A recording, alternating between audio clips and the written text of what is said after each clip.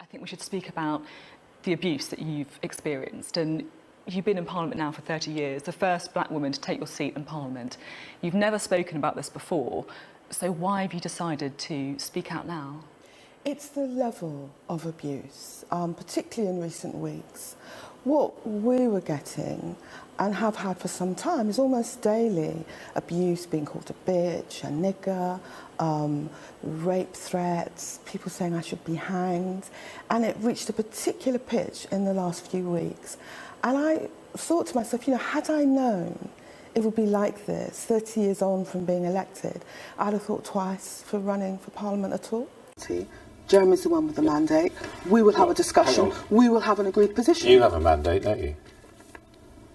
I didn't... Well, you're an elected MP. You have a mandate. Yes, but I didn't contest the leadership election. Yes, but don't you feel that all the members of the shadow cabinet actually represent Labour voters who have given them a mandate just as much as the Labour members who voted for Jeremy Corbyn have given him one? Any MP represents that constituency. When it comes to the framework, when it comes to the framework of the Labour Party, only Jeremy represents the party as a whole. And you have to respect the fact that he had the biggest vote of any leader since the war. Yeah, but I don't recall either you or Jeremy Corbyn respecting previous leaders. You rebelled, you took different positions. Yes, but the point here is that Jeremy's position is the one the members have, and I think members will be even more strongly against bombing. Well, members have tended to select the leader in the past. You haven't respected them in the past. No, I think when I voted against the Iraq war, it didn't have the support of ordinary members, and we found that out. Yeah, but that's not the only thing you or Jeremy Corbyn have opposed the previous leaders on. He, as we know, has rebelled 500 times.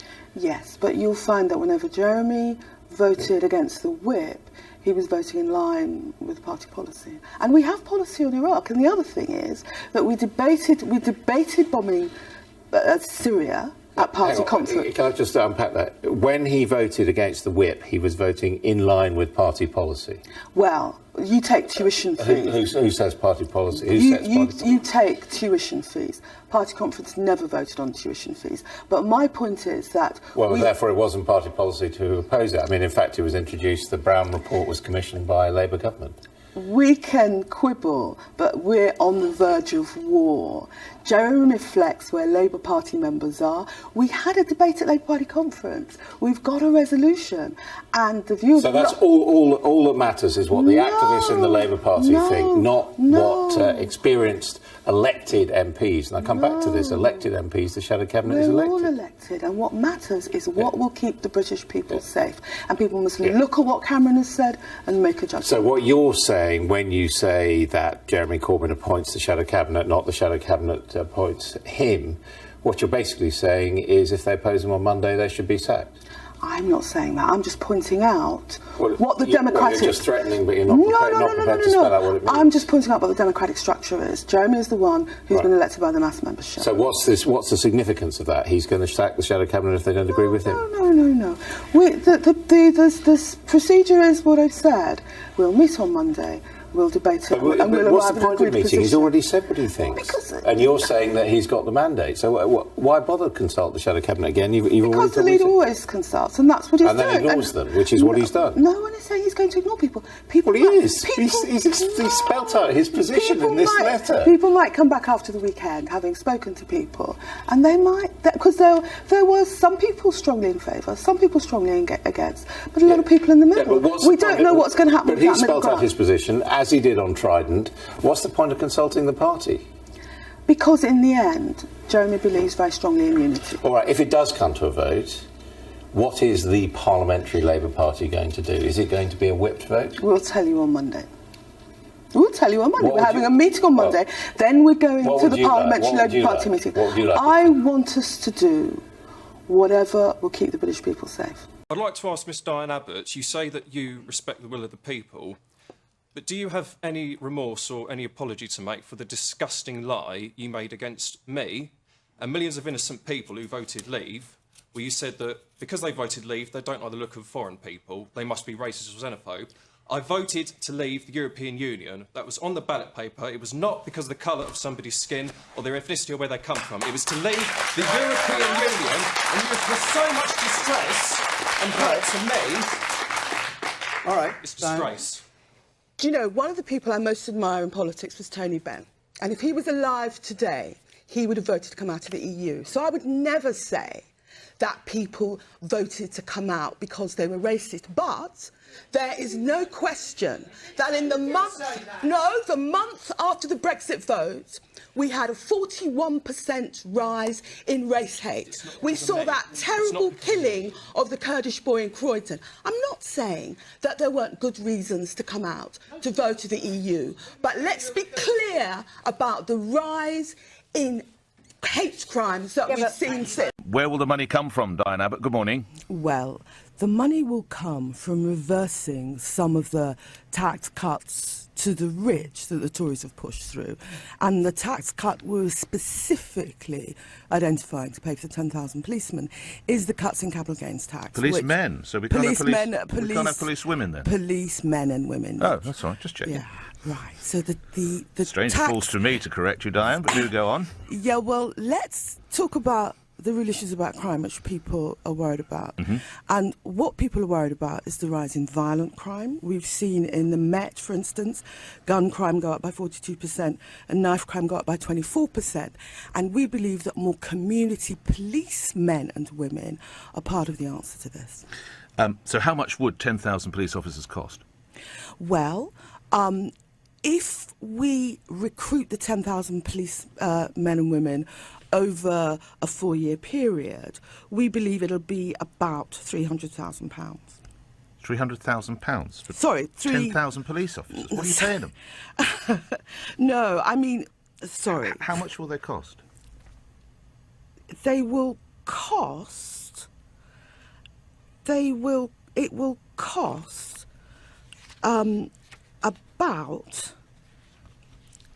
about £80 million. About £80 million? Yeah. Right. How do you get to that figure? We get to that figure because we anticipate recruiting 25,000 extra police officers a year at least over a period of 4 years. And we're looking at both what average police wages are generally, but also specifically police wages in London. And this will be funded by the reversing, in some instances, I think, the cuts to capital gains tax. But I'm right in saying that since Jeremy Corbyn became leader of the party, that money has also been promised to reverse spending cuts in education, spending cuts in arts, spending cuts in sports. The Conservatives would say you spent this money already, Diane Abbott. Well, the Conservatives would say that. We've not promised the money to any area. We've just pointed out that the cuts in capital gains tax will cost the taxpayer over £2 billion, and there are better ways of spending that money. But as we roll out our manifesto process, we are specifically saying how we will fund specific proposals. And this morning I'm saying to you that we will fund the 10,000 extra police officers by using some, not all, but just some of the over £2 billion. The 80 million is the figure we use. Yeah. But if you, I don't understand. If you divide 80 million by 10,000, you get 8,000. Is that what you're going to pay these policemen and women? No, we're talking about a process over 4 years. I don't understand. What is he or she getting? 80 million divided by 10,000 equals 8,000. So what are these police officers going to be paid?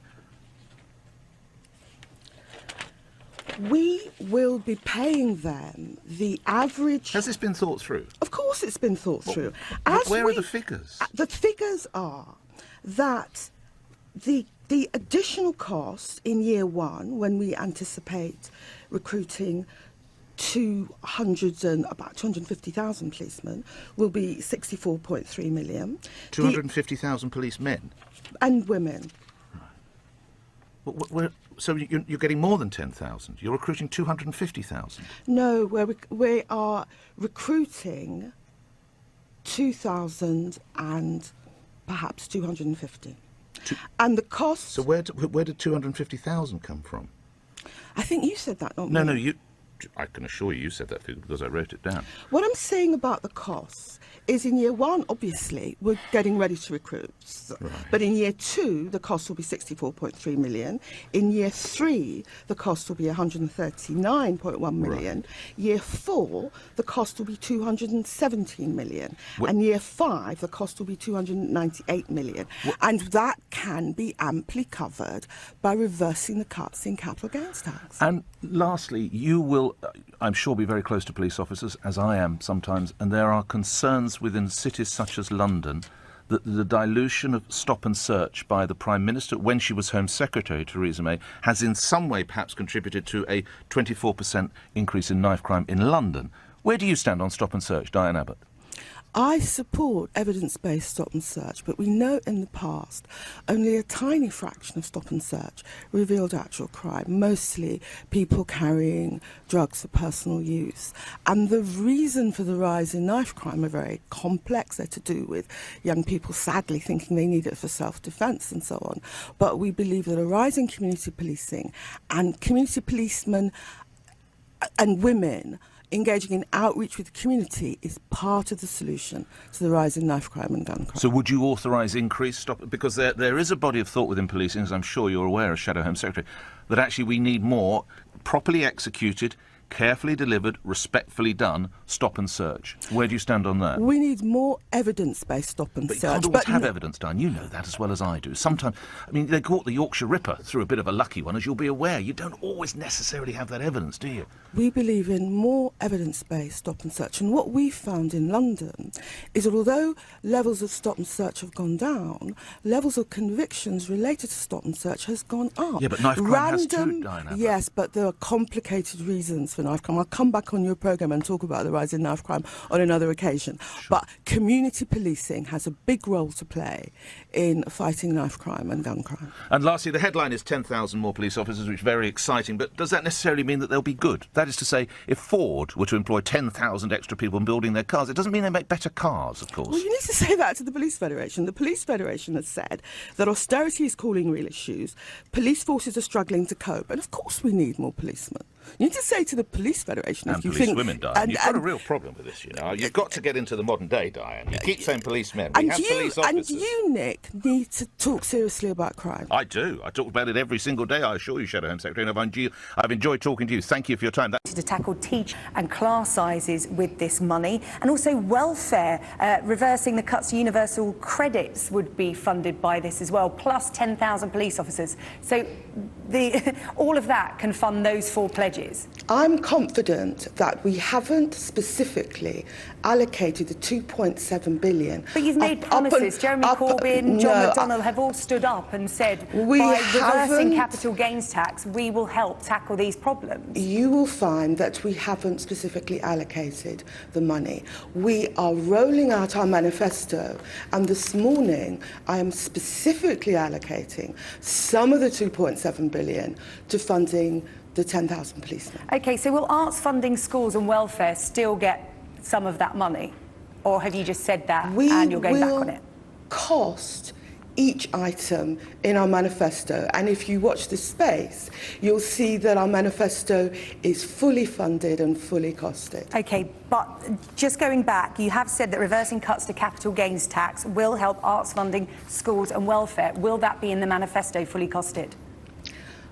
Our policies will be fully costed. And I have to say, I think it suits the Tories not to talk about the loss of 20,000 police officers, not to talk about the rise in violent crime, but to quibble about figures. Our manifesto will be fully costed. And what people want to know, they want answers to their worries about the rise in violent crime. OK, well, rest assured, any Conservative policies, we will be questioning them on funding as well. And let's talk about these 10,000 additional police officers. It'll work out one police officer per ward. Is it a bit old-fashioned? Jeremy Corbyn himself called it putting more bobbies on the beat, which itself is an old-fashioned term. Is that the way to tackle modern policing when you're looking at cybercrime, social media campaigns that police need to address, and counter-terrorism? Would that money not be spent elsewhere better? These will be community police officers. And one of the things that most concerns the Labour Party is the rise in knife crime and gun crime, and there's no question but what that can community support officers do to tackle knife crime and gun crime? Community outreach, getting people to come forward, to trust the police, to come forward with information. We saw in the very recent terrorist issue in Westminster, one of the reasons that the police were able to track the suspect was family members coming forward. With enhanced community policing, I think the community will be more able to come forward with important evidence.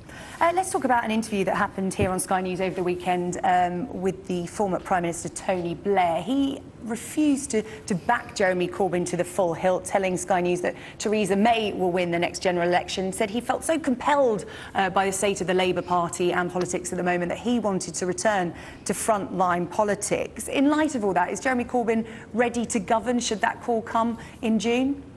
Well, of course, Jeremy Corbyn's ready to govern. I mean, Tony Blair's a very talented man. He clearly has a big contribution to make in the community, but I'm surprised he puts so much confidence in polls and is assuming the Tories will win. We are fighting this election to win, and we believe we can. You say, of course, Jeremy Corbyn is ready to govern. Why is he ready to govern? Well, apart from anything else, Jeremy Corbyn has rather more experience in Parliament than Tony Blair had before he became leader of the party. Jeremy Corbyn... But just a year ago, Labour MPs, cast a vote of no confidence on him. Does he have the support within his own party to form a government? He absolutely has the support. Jeremy Corbyn has the values which reflect the values of this country, and we are rolling out the policies which will meet the real concerns of people in this country, particularly on policing and the rise in violent crime. And it's because we're talking about the things that the British public are concerned about that I believe that we are ready to take office. But are you ready to take office as just one party? There is this talk of a progressive alliance. Senior Labour MPs have written an open letter talking about tactical voting, basically, saying that some Labour candidates should stand aside if, for instance, the Green Party candidate is more likely to win that seat, and vice versa. Would Labour form a progressive alliance? Is there going to be tactical voting ahead of this general election? You can't stop individuals voting tactically. That's always happened. But the Labour Party is fighting to win this election and take power as the government. We're not talking about progressive alliances. Will Labour MPs stand aside, though, if other party MPs are more likely to win and beat the Tories? Labour MPs will not be standing aside. We are fighting this election to win. OK. Diane Abbott, thank you very much for your time here on Sky News Sunrise this morning. Thank you very much indeed. Embarrassing that you don't know your figures on a key policy. I do know my figures, and as you will know, I did 7 interviews that morning, and that was the 7th, and I misspoke. But I do know my figures. You didn't know them in that interview. Let's have a listen to it. In fact, it was with LBC and Nick Ferrari. Let's just take a listen, and viewers can make up their own minds. So how much would 10,000 police officers cost? Well, if we recruit the 10,000 police men and women over a 4-year period, we believe it'll be about £300,000. £300,000 for Sorry, 10,000 police officers? What are you paying them? No, I mean, sorry. How much will they cost? It will cost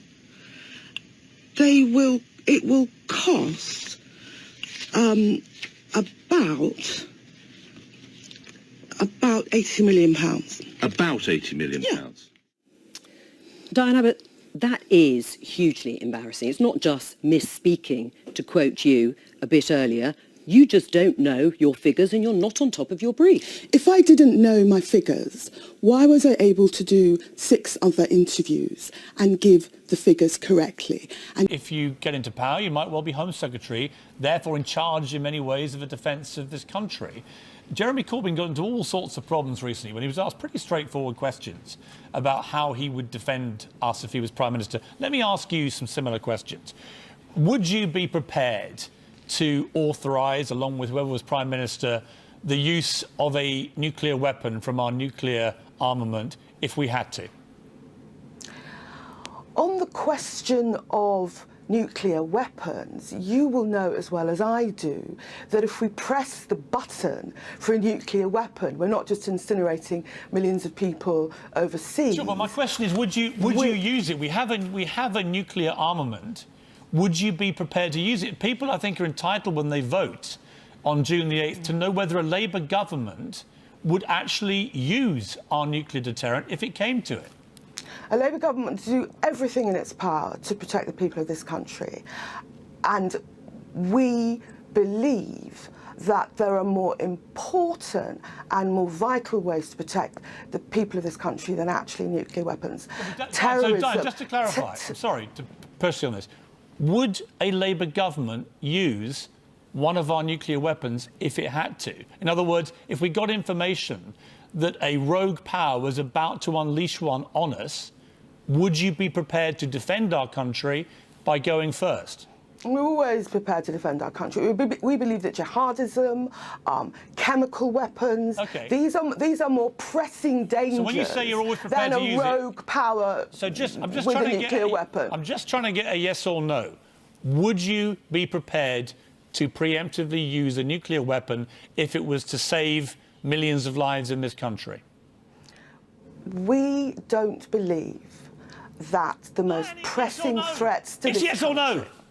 It's yes or no. It's one of the single most important questions any government in the world can have if they have nuclear weapons, is if you have to use it, would you use it? Why can nobody on the Labour side say yes or no to that simple question?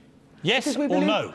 Because we believe there are many more pressing threats, and the debate around pressing the button actually detracts from talking about the real pressing threats: chemical warfare, What could be more pressing than somebody about to nuke us into extinction? Tell me, what is more important in a nuclear age than a rogue power, a Kim Jong-un or somebody like him, or an ISIS leader about to unleash a nuclear weapon on this country? You're in charge. I need to know before I vote for you, are you going to press that button or are you not?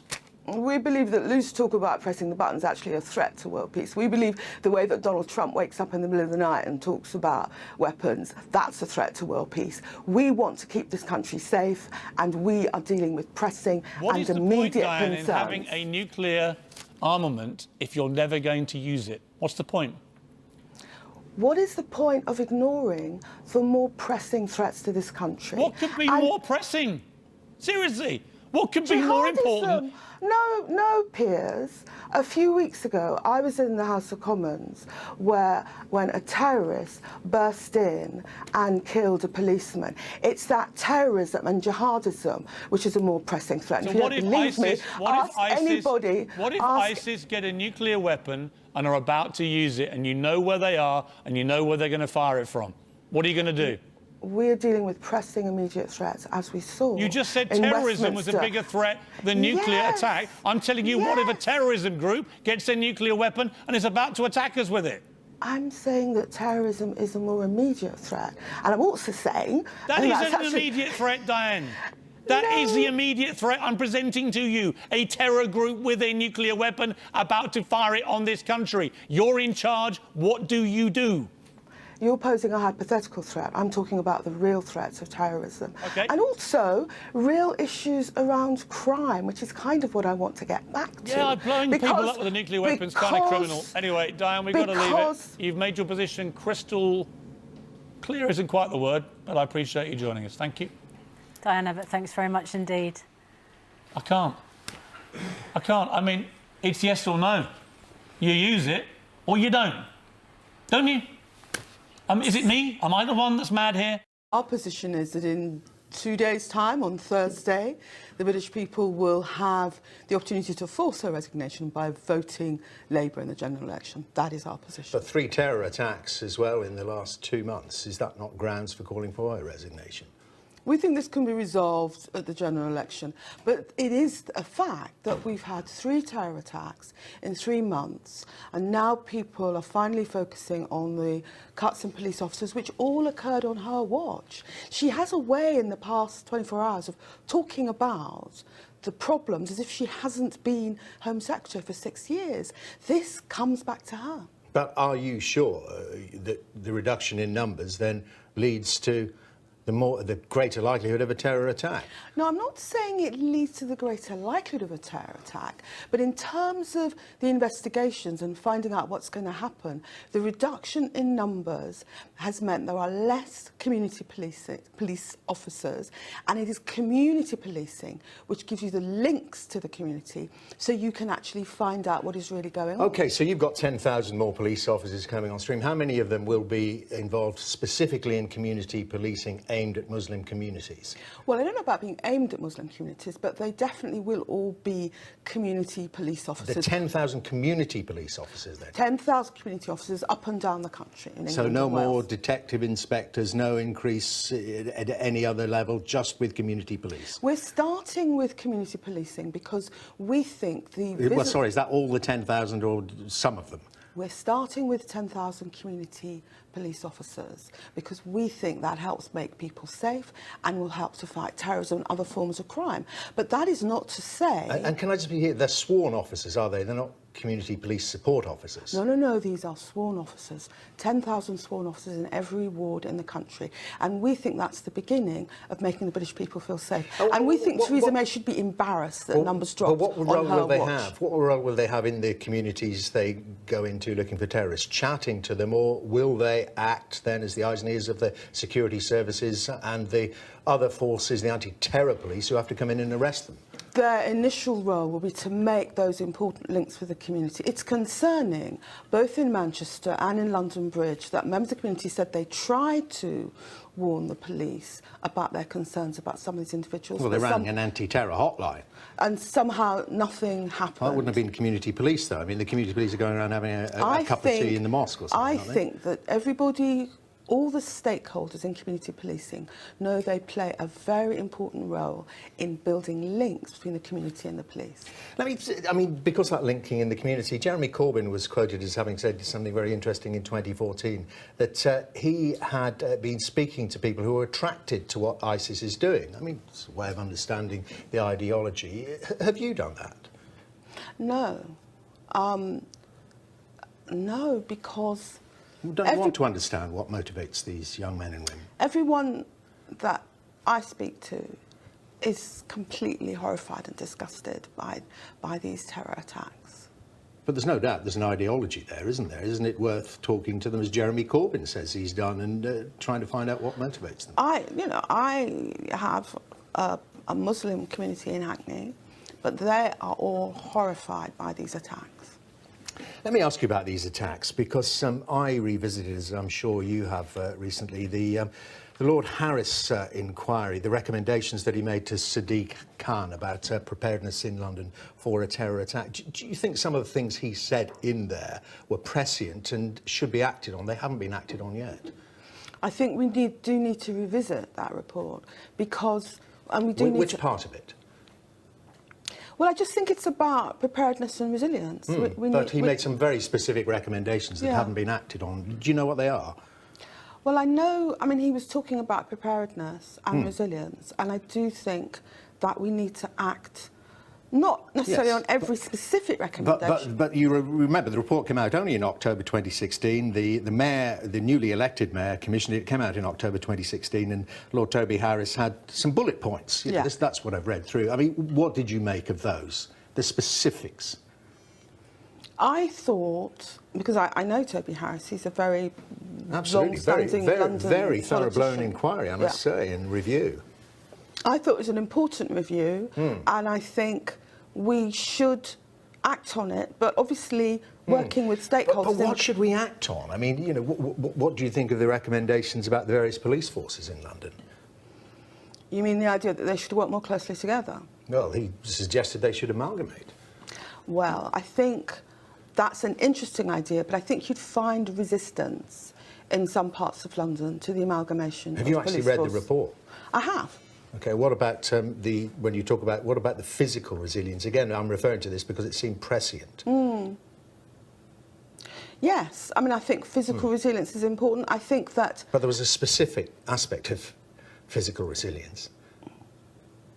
Well, I think that physical resilience is important. Yes, well, I mean, but the specific aspect was he talked about putting up more barriers in the light of the Nice attacks. He mentioned that in October 2016. Yes, we're now putting up barriers on bridges, and you'd think we might have done that before, particularly after what happened on Westminster Bridge. But now, in the past few days, we've been putting up barriers on bridges. So would you recommend putting up barriers around more public spaces? For instance, you know, there are many spaces, even just in London, where people gather. Do you think around parks, around Covent Garden, around places like that? Well, certainly in Westminster, which is where I work, there's been a lot more barriers and bollards to protect us from terrorism, and I think we need to consider that for other places in central London. It's the final numbers round of the contest, and Jamie, it's your pick. I'll go for 1 large and 5 small this time. 1 large and 5 small. Now you've got the lead. Now I'm winning, yeah.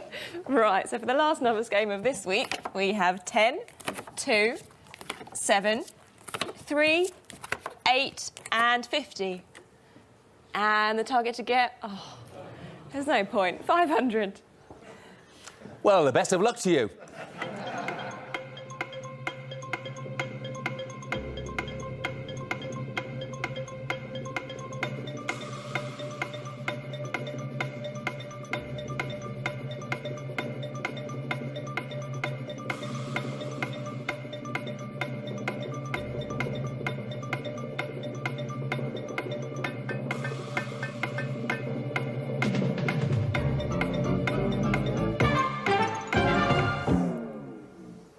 Now, let's see if either of them have managed this. About 50. And you've both written it down, haven't you? Well, the last time I looked, we had of 100. I think I can do that in my head now. Yeah, well done.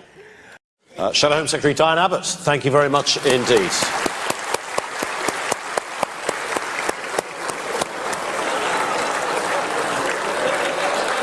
That way, yeah.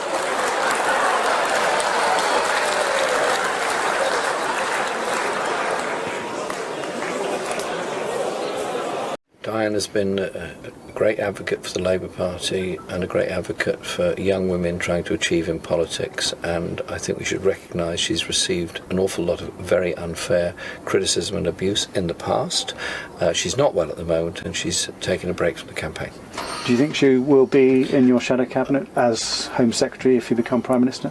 I will be appointing cabinet on Friday if we're elected into government, and that's when you'll find out who's going to be in the cabinet. I'm not appointing it on television.